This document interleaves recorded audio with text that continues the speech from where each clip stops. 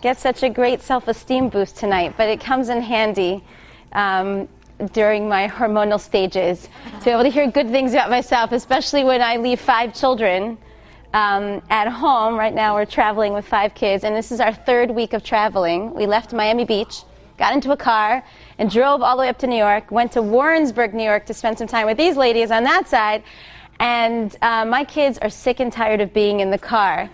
So the fact that they're sick and tired of being in the car means they could be very critical of me. So, Shira, where are you? Thank you so much for making me feel like I'm a worthy individual. Even though, Mommy, I'm hungry, I'm tired, we want to go home, and you're a bad mommy. I feel better now, thank you. All right.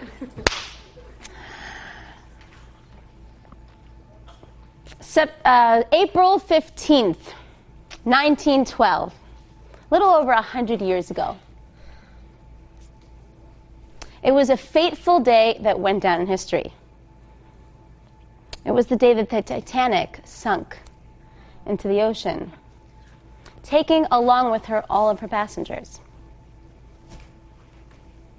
85 years later, in 1997, I find myself in the back of a movie theater getting my first brush with history on the Titanic story. Me and my friends were sitting in the back. We were raging hormonal teenagers at the time. We were sitting in the back of the movie theater, and as the credits rolled, we were crying deliriously. And we were not crying because 1,500 people lost their lives on that day. We were crying because Jack and Rose won't be together forever. That's why we were crying. Now, Jack and Rose do not exist. They were played by Leonardo DiCaprio and Kate Winslet. They were fake figures. And if you told me 1,500 people had died on that day, I wouldn't have been crying as deliriously. But I'm not surprised. Are you surprised, ladies? No. You know why? Because we are drawn in by romance. We are taken captive by love stories. In fact, over 90% of the music that you may or may not listen to on the radio, over 90% of the music is about what? Love and romance, exactly. And it's bizarre because we have so many pleasures in life, correct? There are so many pleasures that one can sing about. Isn't there sushi tonight? If you created a song about sushi, I guarantee you very few people would want to rock their life to to sushi. Food is a great pleasure. We do not sing about it. In fact, the very rare genre of music that sings about other things is like country music, where they sing about their mother-in-law, America, and their truck and their dead dog, possibly. But other than that, most genres are hyper-focused on this subject. You, every single woman in this room, must ask themselves the question, why are we hyper-focused on this subject? In fact, the vast majority of blockbuster, best-selling films also have some type of romantic theme running through it. They could not have sold the Titanic story without Jack and Rose there.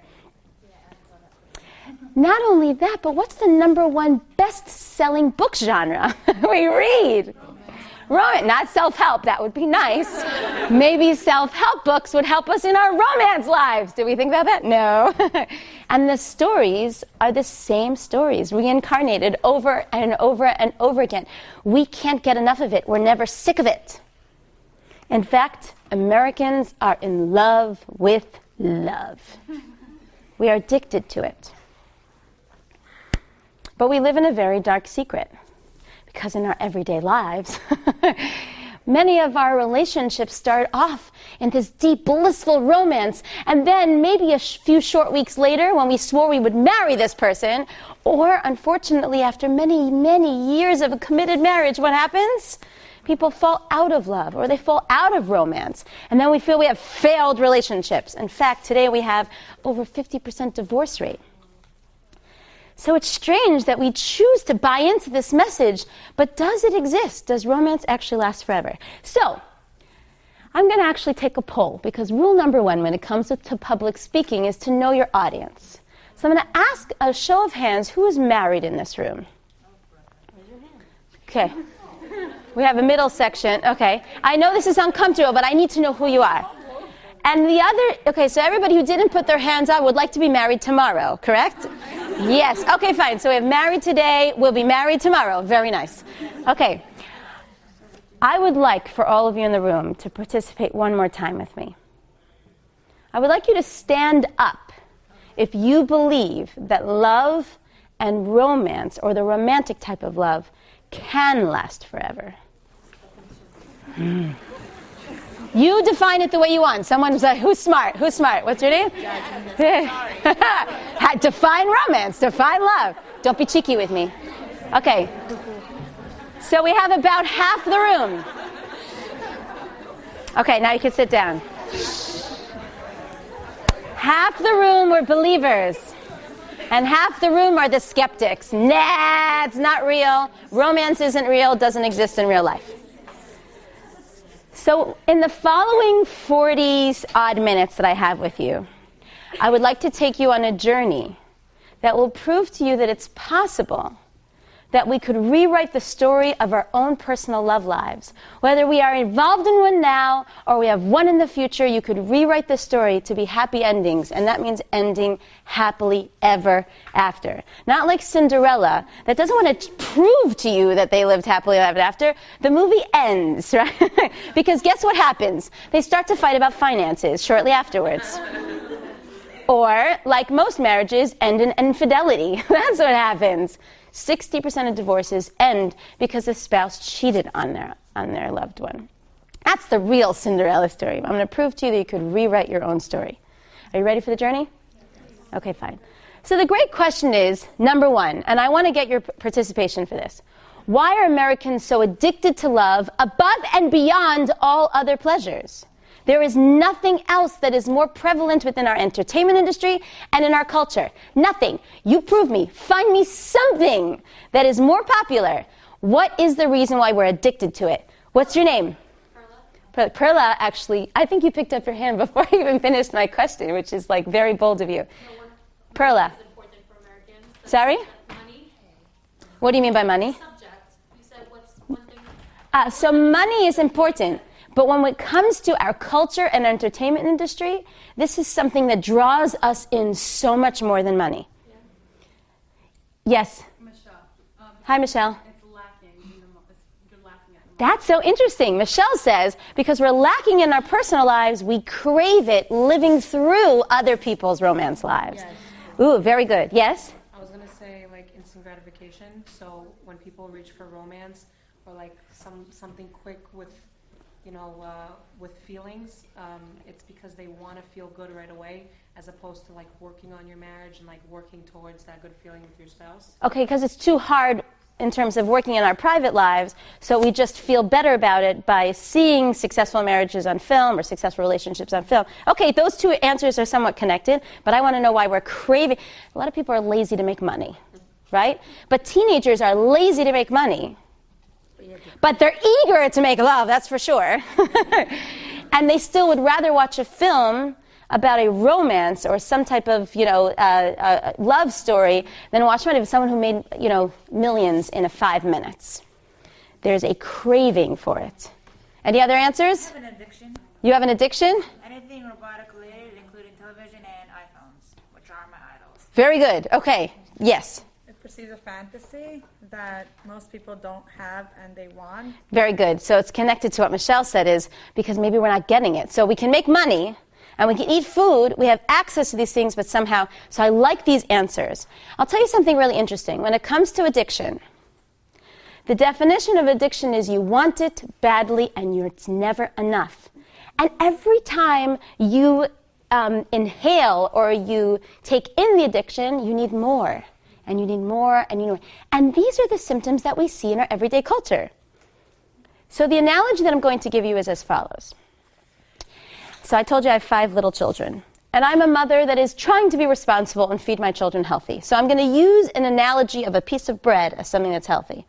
When I present it to my child, guess what happens? They're like, it's brown. Why would I eat that? And he smells it. It doesn't smell very good. So what I'll do is I'll lather some honey on top of the bread. I know what honey tastes like. He smells it, takes a little bit of a lick. Okay, so I know what this is. And the child will eat the bread with the honey. And the child gets two benefits. Benefit is immediate, delicious flavor, and also deep nutritional satisfaction. And the child has energy to be able to continue playing and live his life. If a child thinks he gets smart, he says, I see mom put the honey on. I know that's the part that tastes good. So the child will do this. As soon as the mother gives the bread to the child and lathers the honey, as soon as she turns around, what does the child do? Licks the honey off the bread and throws away the bread, right? Now the child only gets one source of pleasure, which is the physical sensations, the delicious feeling of tasting something sweet. But 5 minutes later, the child comes back to the mother and says, I'm hungry. Very good. I see there's mothers in the room. I'm hungry. So what does the child do? Asks every 5 minutes, and now 4 minutes, and now 3 minutes, and now the child's getting desperate. So child is really an analogy for human beings today in our world, where we have divorced the nutritional element of love in our relationships and marriage, and we're kind of craving just the romance, the sweetness, what we call the neurobiological and chemical reactions that we have in our body when we're in love, or when we watch a romance film. Your body changes. Did you know that? You get a deep, satisfying feeling of oxytocin and, most of all, dopamine flooding through your brain that tells you this is a good feeling to watch this. Almost like you're living in a world that you wish you lived in, as if you're in that relationship yourself. It's amazing. 1 minute, hold on. I'm taking it one step further, and then you... So what happens? We keep on consuming and consuming and consuming, and we could never get enough, and nothing will ever satisfy us. But it buys us time so that we live our lives for a long period of time. But does it actually do damage to the real-life relationships that we have? Which means, Michelle, all the way in the back, and a few other women, say that because we're not getting satisfaction in our relationships, so then we crave it elsewhere. But maybe because we are consuming it elsewhere, we are not getting satisfaction in our relationships because it might be changing our perception of what love really is. So look at some of the common phrases that we use for love. Ready for this? When someone blinks in love with someone else, what's the word that we use? Falls in love. That's an amazing connotation. So I'm walking down the street, right? Right? And I am totally blinded by where I'm going. And there's a massive pothole, which has the cover removed, right? Has this big hole. And I fall into the sewer below. This is love. What else do we say? We also say when someone is really madly in love. You know what the word mad means? It means you're crazy. We also have the word that she's crazy in love, or that she's love sick. These are great words to use. Sick, mad, crazy, I fell into the sewer. Amazing. Even within the culture, we use phraseology. Within our entertainment industry, I don't know where we got these words from, to show that there's something wrong. In fact, in the end, we end up heartbroken. Almost as if it's a painful experience to go through these things. I'll tell you something interesting. Do you know that when someone's in the hottest part of their romantic phase, when you're really in love, and this is whether you're religious or you're not religious. When I met my husband for the first time, even though he was from New York, I still fell in love with him. I swear I'd never marry a New Yorker. But he sounds a little bit British, right, Doris? So it's not so bad. When I fell in love with him, even when we were dating shidduchim, and we didn't touch physically at all, when his number showed up on my phone, what happened to my heart? It fluttered, it skipped a beat. My hands would get a little bit sweaty. In fact, if you watched me get the phone call, you know exactly who's calling me. And I would go out of the room and I would hush, hush, hush. Now, later on, now 5 years later, 13 years of marriage, next month is our anniversary, Baruch Hashem. When my husband calls me on the phone, I hate to admit it, but my heart doesn't really skip a beat anymore. So actually it changes, but I'll tell you something fascinating. The romantic phase, according to research, lasts anywhere between 8 months and 2 years. So it's short-lived. And during this time, when someone is in that romantic phase, Do you know that they compared, in 1999 they did the study, they compared the brains of someone who is very, very romantically in love to people with obsessive compulsive disorder. And they found that they had similar chemical reactions in the brain, mostly in the serotonin levels were very severely low. So we are sick or mad or slightly crazy. We are taken captive by this experience. Whether it's good or bad, we have not discovered yet. So I'm going to take you on a journey farther back, way farther back than the Titanic. One second. Way farther back than the Titanic. I'd like to take you to the real story. The love story of humanity. The secrets embedded within the Torah that tell you how to create this love that lasts forever. Now, just a small disclaimer is that there are 3 components to a lasting relationship. If I had all night with you, I would go through all 3 components. It starts with the top of the head, in fact, like a zipper. 2 people unite, like a zipper. And 3 from the top of their bodies to the bottom of their bodies. The top of the body is the head, which is the intellectual connection. Then we have the heart, which is the emotional connection. And then we have the physical connection. And the top governs the rest of the body. So I would like to just spend maybe 3 minutes discussing what it means to first connect intellectually so that you can understand what it means to draw from your intellectual connection like a well, 5 years into the marriage, 10 years into the marriage, 15 years into that relationship. That's going to be the foundation of the entire relationship. You cannot have the emotional connection and the physical connection, the lasting type, unless you start with the head. So that one I won't skip over, although you can give a whole class just on that. What does it mean to connect, intellectually? This is what I like to call a mission-minded marriage. You know what that means? I'll tell you what a mission-minded marriage is. So my Bubby and Zadie were Holocaust survivors. This Yom HaShoah, this year was the first one I didn't have a grandparent to celebrate it with. All 4 of my grandparents were survivors, and now last year the last one passed away. This was very challenging for me. But I was grateful that I lived my life taking trips to Poland, the last 10 years of my life taking trips to Poland. And because I began to teach Holocaust studies, I had to find out my own personal story through my grandparents. And I found out that my Bubby and my Zadie actually met in a DP camp right after the war in Austria. And they got married there. And they conceived of my Aunt Shani there in the DP camp. Now, that's all they told me, but they didn't tell me the rest of the story. But I can imagine that this is how their dating experience or conversations went. Do you think they had a conversation about, like, what's your hobbies? No. No, this is several months after Auschwitz was liquidated. So these are 2 skeletal bones of Jews. Very weak bodies, but strong souls. Determined to survive, because if they can survive the last few years, they're going to survive the rest of their life. What do you think they talked about? Hey, so what do you do for a living? No. Financial stability? What are your plans for the future? What's your family like? Guess what? There was no family left to talk about. So I can imagine that my grandfather turned to my grandmother and first told her that she's beautiful. That I know, because I know my grandfather. Told her she's beautiful. And I can imagine that he said, I have nothing to offer you. I don't have $1 to my name.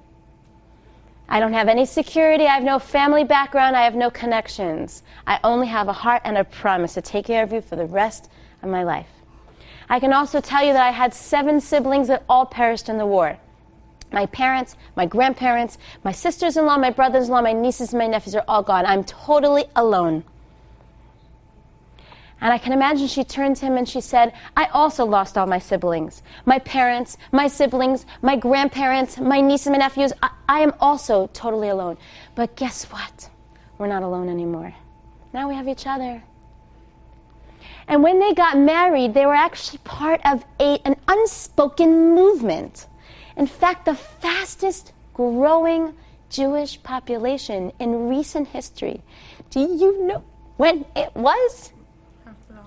after the Holocaust. And do you know where? In the DP camps. I got that piece of information from a documentary called The Long Way Home, which documents the time from the liberation of the camps to the declaration of the State of Israel. And they said people made babies left and right. Today we're like, do we have enough money? Is our house big enough, right? Why were they so confident to create life? You know why? Because they experienced so much death that they were on a mission. We shall rebuild the Jewish nation. No two Jews should be sitting at a table at a Starbucks on a date. This is our single section, I noticed. No two Jews should be sitting without having a mission in their mind that I am here to rebuild the Jewish nation. And no women who is married and in a marriage today should not be grateful for having the opportunity to be able to continue the Jewish legacy. Intellectually, when we meet or when we are with someone that we've been with for a very long time, we tell ourselves we're on a mission. You and I unite together will create something bigger than just the two of us. A legacy with generations to come of Jews who are so strong they can withstand the test of time. And that's how the intellectual connection feeds into the emotional and physical energy in the relationship. Because when the emotional isn't there, you remind yourself, why did I marry this person? This slob. This person who's late. This person who frustrates me. This person who's... You fill in the blank, ladies. Because we're on a mission together. And that mission will withstand the test of time. No, we are here to rebuild. And past the romantic phase, that is what gives its food. So now we're going to go into the real bread and butter of this presentation. So a show of hands one more time. I promise you the last time I'm going to make you move. Who here has either heard a lecture on or read the books or even heard of the 5 love languages by Gary Chapman? So why did you come here tonight? Just to see my blonde face? That's it? So I'm going to give you probably the parts that are not mentioned in the book, which is the Torah perspective of the 5 love languages. We're going to go back in time all the way to the very first love story, which I promised that I would do. Adam and Chava. Adam and Chava was the beginning of the male and female dynamic. This is where you'll see the beauty arise, and this is where you also see the challenge. This is where you're going to erase what you've been brainwashed to think from your culture and discover the truth. The real truth behind the male-female connection. So as we know, Adam and Chava were created as one creature. This is the important part that Rashi doesn't really talk about, and many people in lectures don't talk about. This is the part that goes into Kabbalah. When Adam and Chava were created as one being, they were back to back. That's not Adam and Chava, that's Adam and Lilius. Just one second. Adam and Chava, faces, dual faces, and dual reproductive organs intertwined. Now, interestingly enough, one person in this room has to tell me what happens next. When they were separated and they were turned around to face each other, a new part of them is now created. Which part of mankind was created upon the separation of the male and female enterprises? Now I'm going to play the Jeopardy theme. Do, do, do, do. Anybody? Huh? Sorry? Be bold. Huh? Very good. What is it? Their backs. If we know they were created back to back, then we know then we were separated, that a new entity was now formed that didn't exist previously. So when they were created as one, they were unified in perfect harmony, with no strain between the genders because they were one. It was like the relationship between me and my hand. If my right hand slices my left finger accidentally as I'm trying to cut up my cucumbers, my left hand would never turn to my right hand now and say, why on earth did you do that to me? You caused me so much pain. Now grab the knife and slice it back, right? Because you're connected by the heart. You're connected by the nerve endings. And you're smart enough to realize that if you hurt your right hand, you hurt yourself. And that's how unified that they were. They were one nerve system. When they were separated and turned around to each other, there's only one new creation that came into being, which is what we call the achara, the backside of a person. What does the sitra achara mean? What does the backside, the achara, really insinuate within Hebrew language? The front side is the pretty part. That's the nice part. The backside of a person is where we excrete from. This is, the way it works in the world is the spiritual world and the physical world mirror each other with exquisite precision. So when you see something in the physical world, it's going to have a spiritual energy to it. The backside is the part of a person that we don't appreciate. It's the ugly side of the person. We eat through the front of our bodies, and we excrete what we do not like, the part that is not nice, and we do it from the backside of our body. Actually, Rabbi Kiva Tatz has a whole session or a series on different parts of the body, and he goes into greater detail about how the backside of a person represents that which frustrates our spouses most. And as they were separated, and right before they were given the mitzvah of marriage, which had nothing to do with procreation. How do we know that? Because procreation came way before, pru revu. They were able to procreate before they were separated. So marriage was something different. And it said the following pasuk, Adam azav et avi v'imo, which means man should leave his father and mother. This begs to ask a question, ladies. V'dabak le'ishto, which means they should cling to his wife. V'hayu lebasar echad, and they should become like one flesh. That's a very physical term, by the way. Not one heart, that would be very romantic. One soul, that would be very special. One flesh, which means to reunite in the same way that they felt that if I hurt you, I hurt myself. That is what we're meant to restore. But what is going to be our greatest obstacle? The backside that we are faced with. No pun intended. The part of the person that we're married to that frustrates the most. Hold on to that for a reason, just for a second. Because I want you to remember that thought, that what frustrates us the most is pretty much the whole purpose of the marriage. And you'll see I'll come back to it. So the emotional element is something where we come to a little bit of a standstill. Because we want to feel connected. We said that sometimes even in the beginning of our relationships we start off connected and excited and in love. I'll never forget for the rest of my life what it was like to be separated from my husband the week before we got married. How life has changed. It's different now. So is that a failure or is it something else? So this is what Gary Chapman's system is.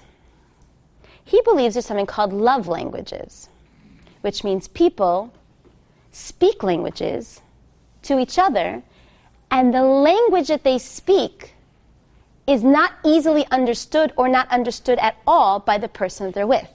In this pasuk, we actually see a reference to that. This is amazing. Ready for this?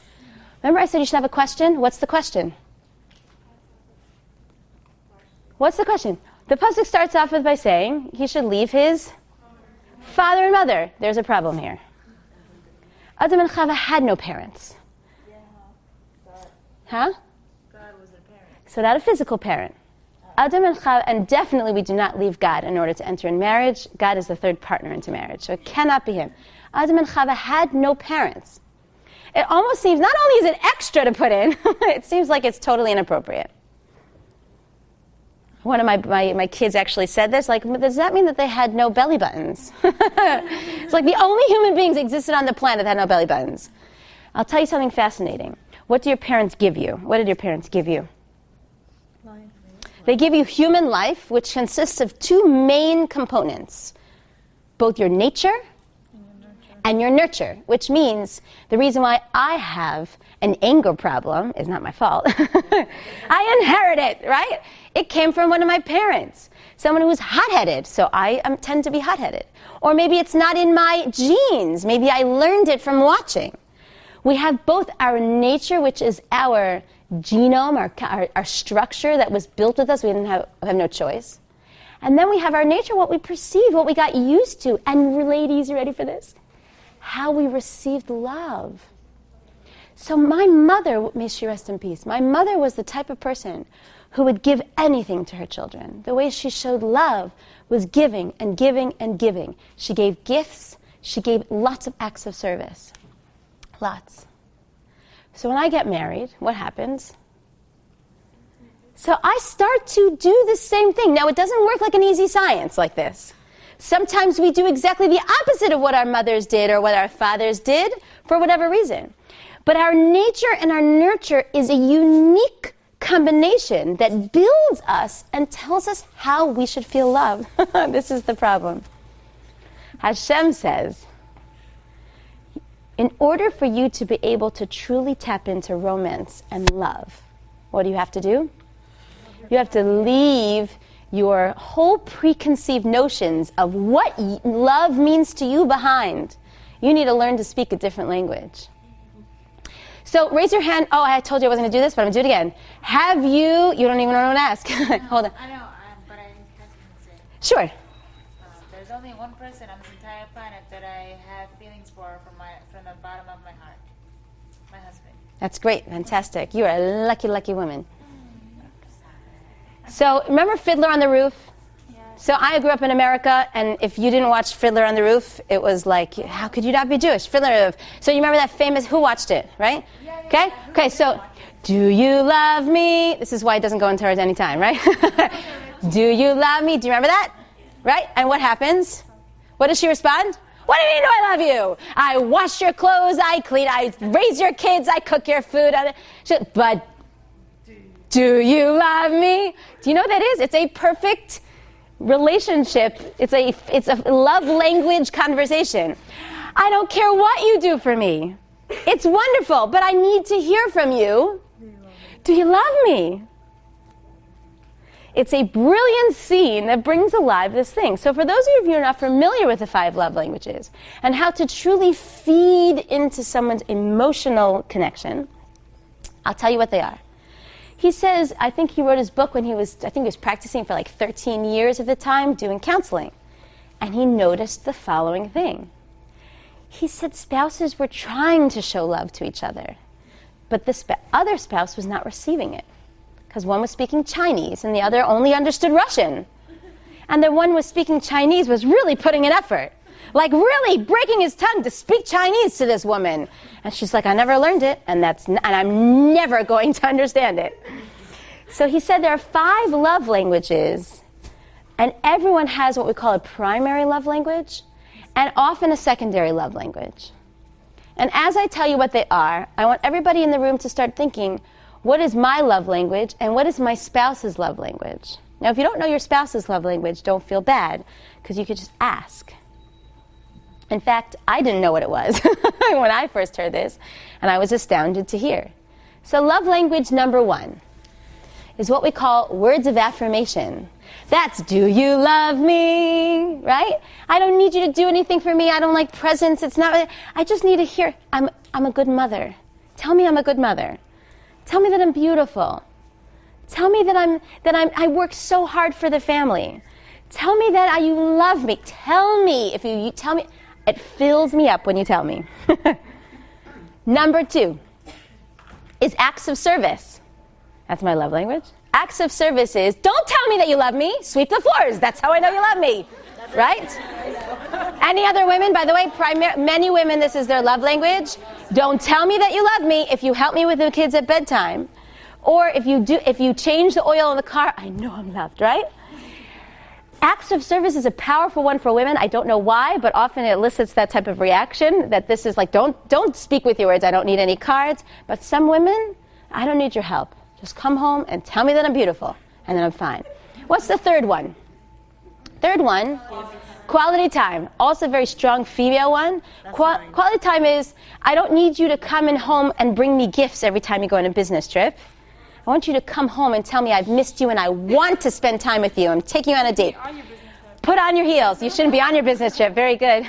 Put on your heels. I'm taking you out because I want to spend time with you and only you. Yeah. That's you? That's two of those are 2 years? Okay. She's like, I know exactly what I am. Now you have to start thinking what your husband's is. Quality time means you crave to have that alone time. with your spouse. And what's the fourth one? Fourth one is gifts. Now, before everybody jumps on that one, because women always love gifts, gifts means, this is very, very crucial, gifts means that when your husband buys you, or when someone buys you something that is ugly to you, that is not your taste, and that you never ever needed anyway because it's the fifth pair that you have of whatever it is, it still makes you feel loved. You would never return it because you just love gifts, even if it's a candy bar. Gifts means that it fills you up even if the thing is not something that you like. And the last one is physical touch. Physical touch is not always an intimate thing. It's more like casual touch, always needed touch, or massages, or foot massages, or just craving that type of touch. And I will tell you that 90% of children do crave physical touch, and they don't know how to ask it, so they start to act out because they're craving physical touch. We don't give our children as much physical touch as they need. They need it to grow emotionally and physically. That's just just one second, hold on. I want to make sure I cover everything. So what's fascinating is that there's love languages, whether you're single or you're married, you can speak love languages with all the people around you that you love. But it's the hardest to speak your spouse's love language. You can speak it to your kids easily, and your coworkers, and your friends. Somehow when it comes to your spouse, you look them in the eye and you say, I'm not speaking your language today. And I want to know why. This is where we get to the problems of why romances don't necessarily continue on through the marriage. We have our ups and downs and ups and downs. And as soon as it starts to go down, we can feed it, but we choose not to. And why do we choose not to? So I gave you answer number one, because it's too hard. Because Italian is just so horrible to speak. It hurts my tongue, and I forget the words. And goodness, it's just so much easier for me to speak in my language. The first thing is because we refuse to leave our nature and our nurture behind.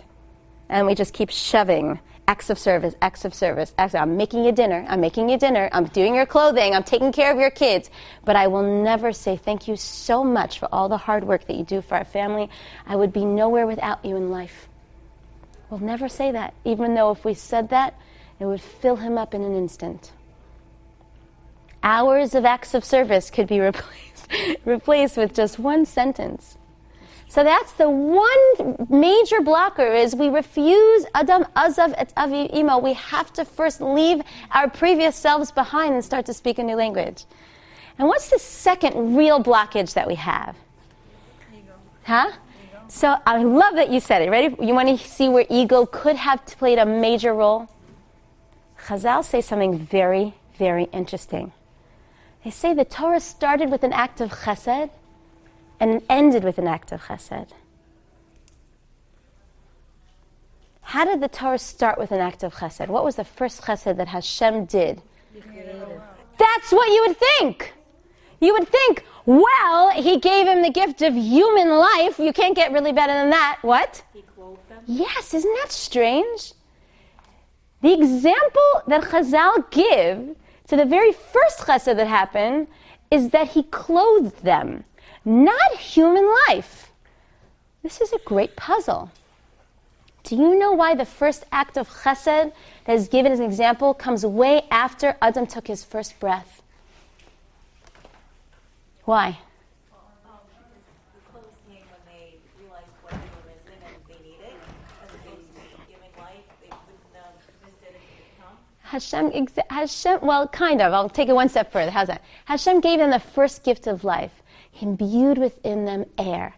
So I'll give you the analogy like when you give birth to a child.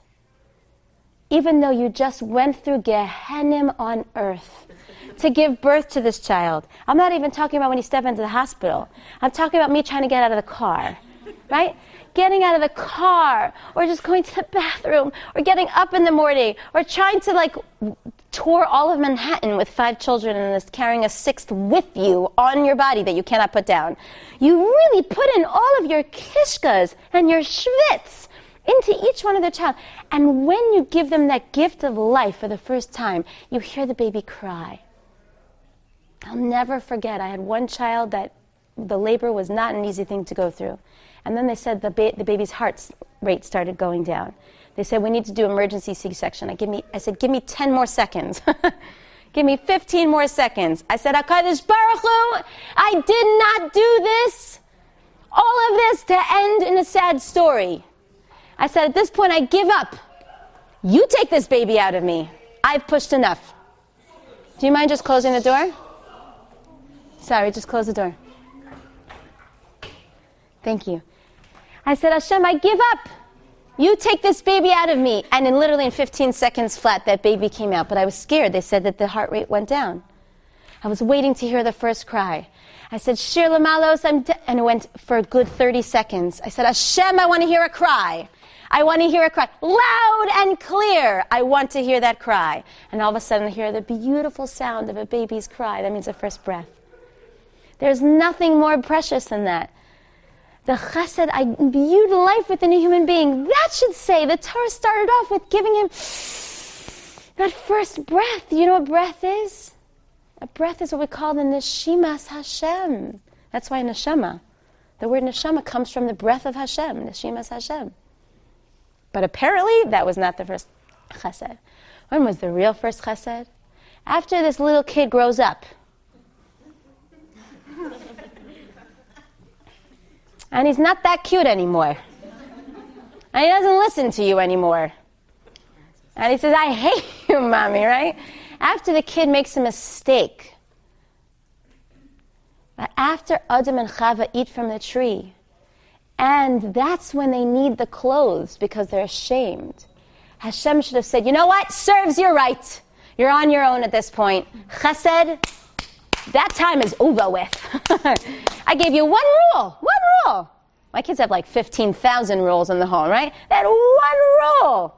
And they broke it. Hashem could have walked away. And it was precisely at their low moment when they made a mistake that that's where chesed begins. Real chesed is not when they're cute and delicious. Real chesed is not when a spouse or a loved one, when it's easy to give to them, when it's happy, when it's desire. That is not chesed. Chesed begins. Real chesed begins when it's the last thing you want to do on this planet because you do not like this person at this time. And that's why in the 5 love languages, one of the things that hinders us from doing is we feel this person doesn't deserve it. We don't want to. We're too angry with them for whatever they did. We feel too annoyed. And you know what? When's the last time you spoke my love language, huh? We don't feel they deserve it. One of my good friends is actually a divorce lawyer. And she says it's all the same conversation. Same conversation, day in and day out. They blame each other. If you would have treated me like this, then I would have treated you like this. And if you would have... It's almost like the love is conditional on if you make me feel good, I shall make you feel good. It's fascinating to see that the love language starts to kick in the moment that they're at their lowest. So I'll tell you something really fascinating. Remember I mentioned my Bubby and my Zadie? The ones who met in the DP camp. So remember they met in Austria. And they began to build a life after the war in a place called Newport News, Virginia. I know a lot of people from New York think that no other place exists past the Verrazano Bridge.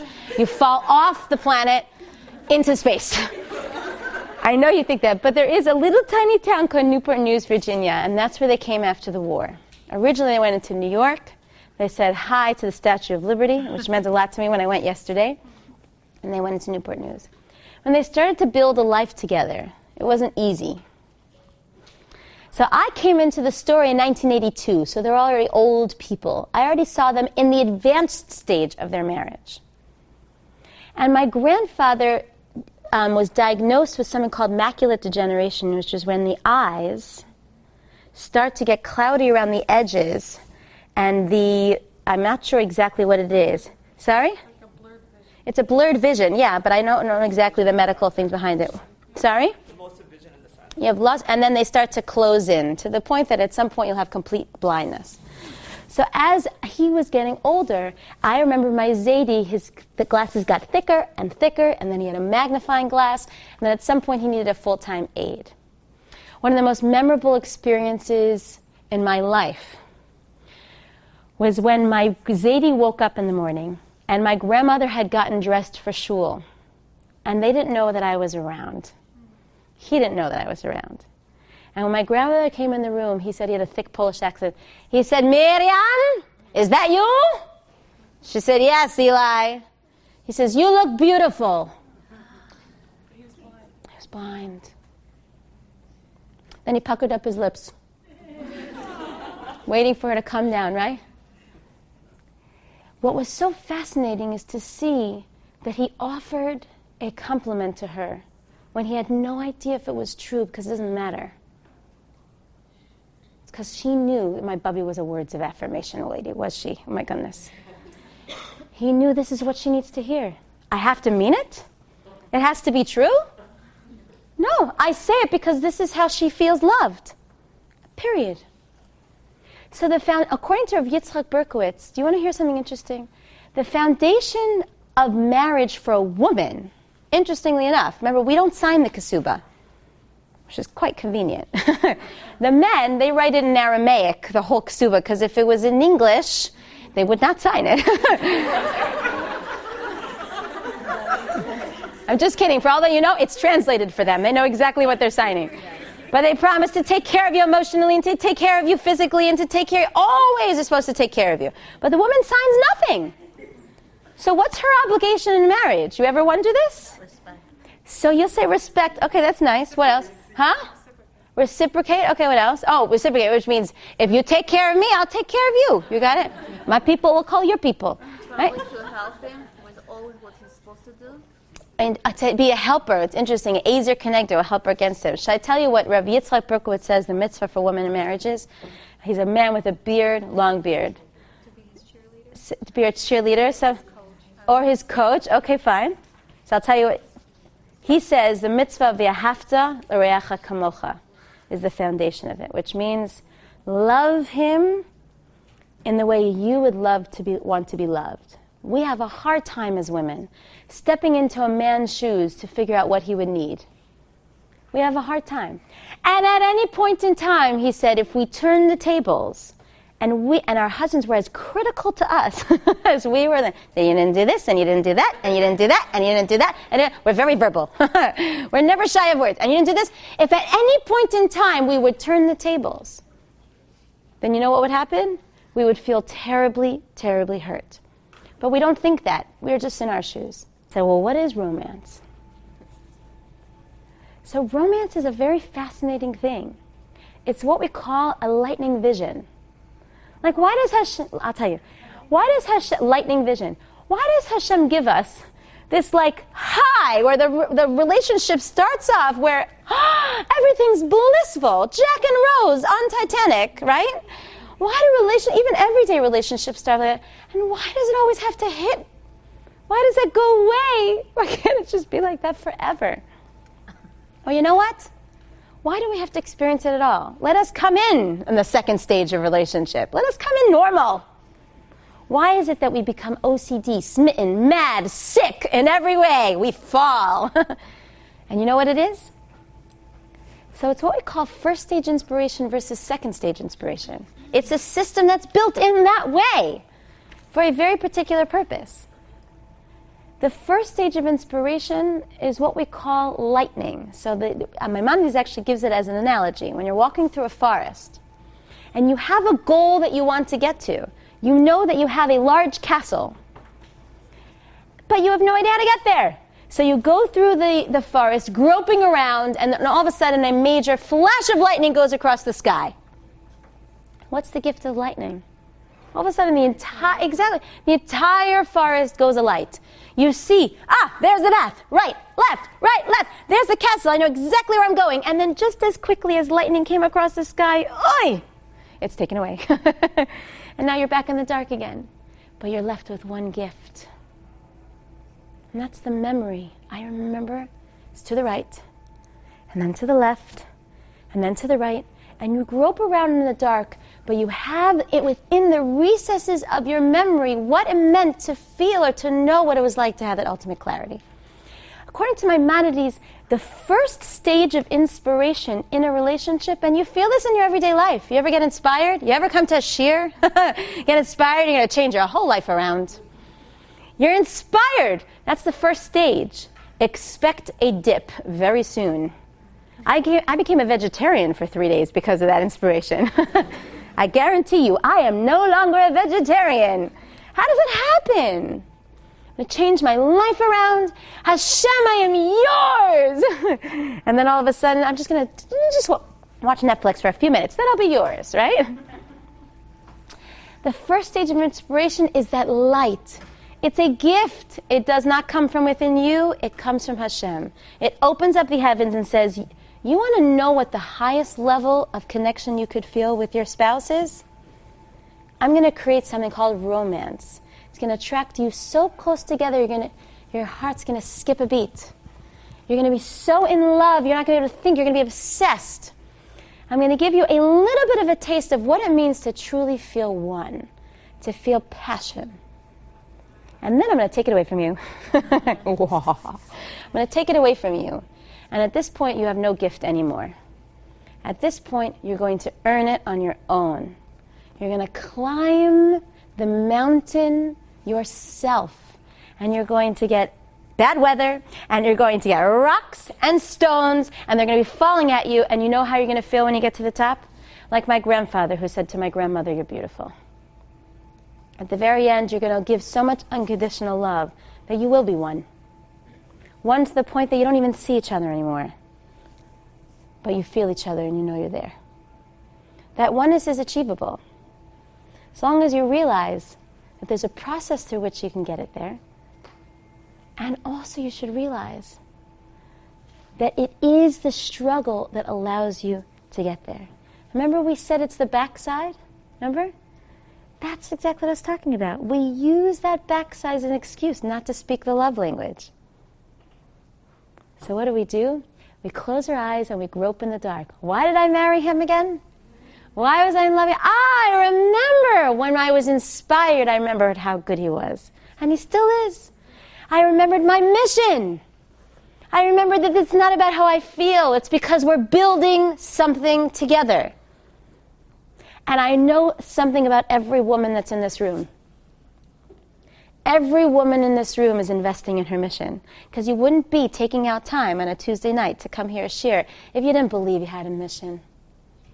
So the one thread that ties all the women in this room is that you know that you have a mission in your marriage. You know emotionally at this point that there's a nice process through which you can connect with each other. And you know what it means at this point to step into the person's shoes, to truly feel how he feels. Being married to you. I give every woman in this room a bracha. I'm in this room too, so I get the bracha too. I give every woman in this room, whether you're married or whether you're single, whether you saw Titanic or you didn't see Titanic, give every woman in this room that you should be the one that defies all odds. That we can actually change the trends in our culture and change the trends in our communities and inspire, most importantly, the little gifts that come from us, our children, to be able to create a better generation for the future. To have marriages that are so inspiring to each other, inspiring to our family members, so inspiring to the point that it brings Hashem's presence into this world on the deepest levels possible. And then we should bring Mashiach. Thank you for coming. Thank you for listening.